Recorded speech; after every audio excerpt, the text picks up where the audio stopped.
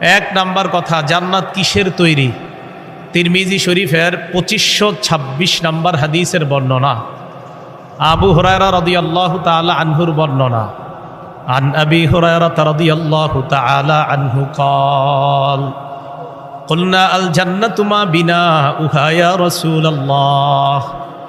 আবু হুরায়রা রাদিয়াল্লাহু তাআলা আনহু বলেন, রসুলকে প্রশ্ন করলাম, জান্নাত কিসের তৈরি? فقال رسول الله صلى الله عليه وسلم لبنة من فضة ولبنة من ذهب। জান্নাত স্বর্ণ এবং রূপার ইট দিয়ে তৈরি করা। রূপার ইট প্রথমে, এরপরে স্বর্ণের ইট। এই যে রূপা আর স্বর্ণের ইটের মাঝখানে কি? ওয়াবিলাতুহা আল মিসকুল আজফারু। স্বর্ণ আর রূপা এই দুই ইটের মাঝখানে গাঁথুনি দেওয়া হয়েছে সুগন্ধি মৃগ নাভির মাধ্যমে।